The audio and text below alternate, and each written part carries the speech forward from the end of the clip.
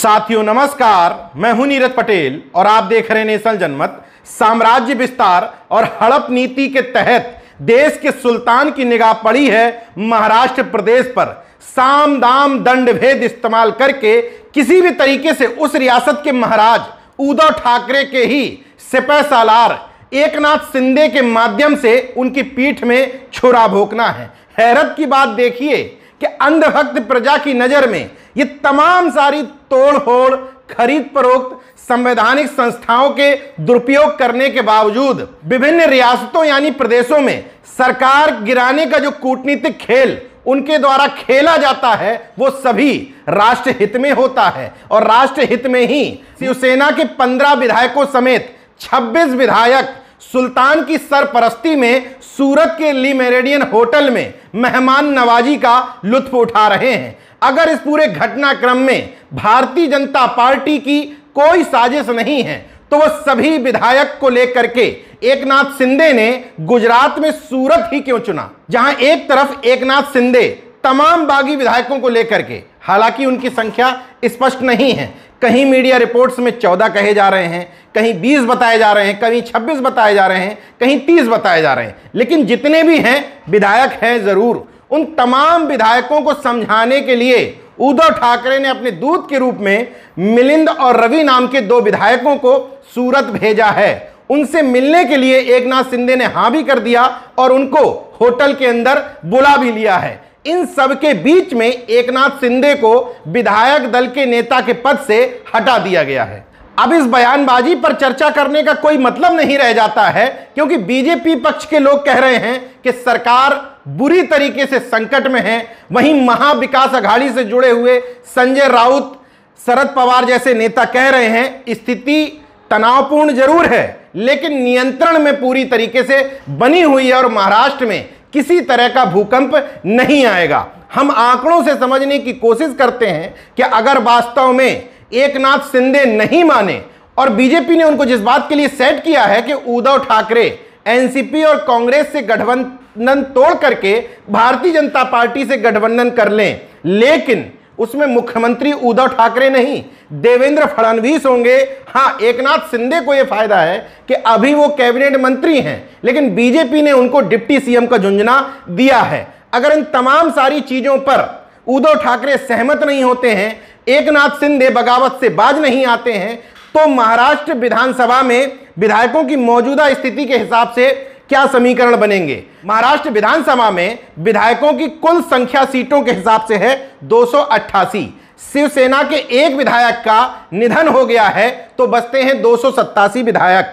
2/3 बहुमत के हिसाब से बहुमत के आंकड़े के लिए चाहिए 144 विधायक। जिस समय सरकार बनी थी महाविकास अघाड़ी की, शिवसेना के पास 56 विधायक थे, एनसीपी के पास 53 विधायक थे, कांग्रेस के पास 14 विधायक थे, निर्दलीय 9, समाजवादी पार्टी के 2, पीजीपी के 2, बीवीए के 3 विधायकों का समर्थन उसको मिला था। इस तरीके से बहुमत के आंकड़े से काफी आगे बढ़ते हुए 169 विधायकों का उसको समर्थन मिला हुआ था।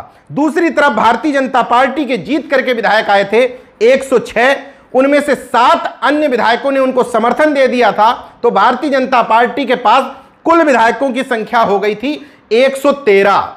मगर इस मौजूदा घटनाक्रम से पहले राज्यसभा के जो चुनाव हुए महाराष्ट्र में, उसमें भारतीय जनता पार्टी को 113 मतों की बजाय मत मिल गए 123, मतलब 10 वोट उसको ज्यादा मिले। वहीं विधान परिषद के चुनाव में यह संख्या बढ़कर के पहुंच गई 134, मतलब उसको 21 वोट ज्यादा मिले। मोदी शाह की जोड़ी ने पटकथा लिखना तो तब से शुरू कर दिया था जब से महाविकास अघाड़ी की सरकार बनी थी, लेकिन महाराष्ट्र में शरद पवार को पटकनी देना इतना आसान नहीं था, इसलिए इंतजार किया जा रहा था मौके का। और इस मौके के सामने आने के बाद ही एकनाथ शिंदे को अपने कब्जे में लेकर के एक से एक तीर सूरत से महाराष्ट्र की तरफ छोड़े जाने लगे। लेकिन महाराष्ट्र विधानसभा के आंकड़े ये बताते हैं कि बीजेपी के लिए इतना आसान भी नहीं है उद्धव ठाकरे को पटकनी दे करके अपनी सरकार बनाना। शिवसेना के 56 विधायक हुआ करते थे, एक का निधन हुआ, बचे 55। एनसीपी के 53 विधायक हैं, हालांकि 2 जेल में हैं, लेकिन उनको वोट देने की अनुमति मिल सकती है। कांग्रेस के हैं 44 विधायक। अगर किसी अन्य विधायकों का समर्थन ना मिले तो ये तीनों की संख्या मिलाकर के होती है 153। अन्य को इसमें जोड़ दिया जाए, निर्दलीय नो हटा करके, तो इनकी संख्या हो जाएगी 160।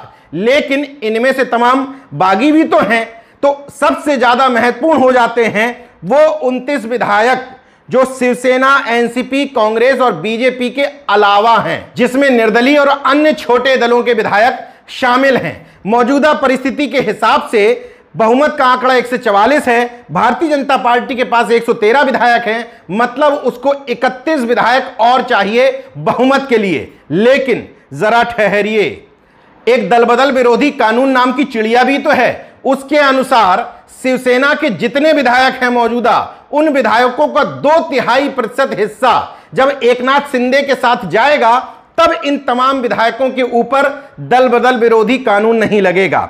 मौजूदा समय में शिवसेना के विधायकों की संख्या है 55। 2/3 का मतलब होता है 37 विधायक एकनाथ शिंदे को तोड़ने पड़ेंगे, तब उनके ऊपर यह कानून लागू नहीं होगा।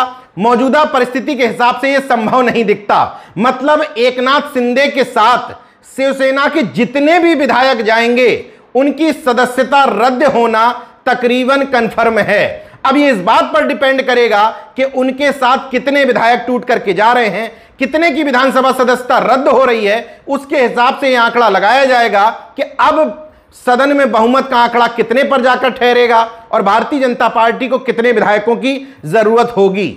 अगर हम एकनाथ शिंदे और मीडिया रिपोर्ट्स के दावों के हिसाब से देखें, हालांकि ये अभी कंफर्म नहीं है कि इतने विधायक एकनाथ शिंदे के साथ हैं ही, क्योंकि उनमें से तमाम विधायकों को उद्धव ठाकरे की तरफ से कुछ प्रपोजल दिए जाएंगे, कुछ मान जाएंगे, कुछ वापस आ जाएंगे, कुछ हालांकि एकनाथ शिंदे के साथ भी बने रहेंगे। और यह भी कोई जरूरी नहीं है कि एकनाथ शिंदे अंत तक बगावती तेवर अख्तियार किए रहें, क्योंकि भारतीय जनता पार्टी इसमें बड़ी सधी चाल चल रही है।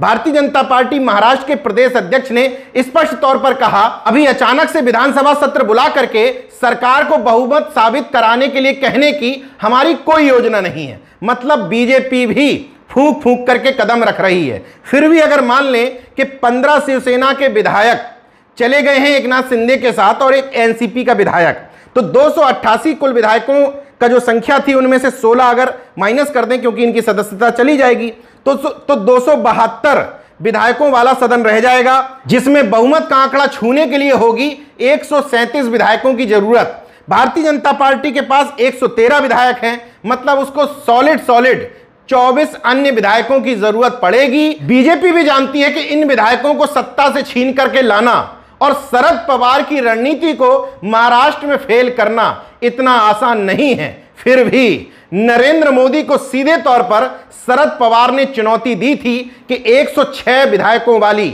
महाराष्ट्र की सबसे बड़ी पार्टी को सरकार न बनाने देकर के महाविकास अघाड़ी की सरकार बना ली थी। अब इस सहमत के खेल में कौन जीतेगा कौन हारेगा यह अलग बात है, लेकिन भारतीय जनता पार्टी के पास एक मजबूत हथियार है, ईडी, सीबीआई, इनकम टैक्स। इन तमाम विधायकों को इन्हीं सारी चीजों से डराया गया है। यह मेरा कहना नहीं है, संजय राउत और एनसीपी के तमाम सारे नेताओं का यह दावा है। अब वो विधायक कितने डर में रहते हैं, कितने लौट करके अपनी पार्टी में आते हैं, उद्धव ठाकरे उनको कितना मनवा पाते हैं, शरद पवार की रणनीति काम करती है या सुल्तान की, ये तो वक्त ही बताएगा। देखते रहिए नेशनल जनमत, जागरूक और सजग बने रहिए। जय विज्ञान, जय संविधान, जय लोकतंत्र। धन्यवाद।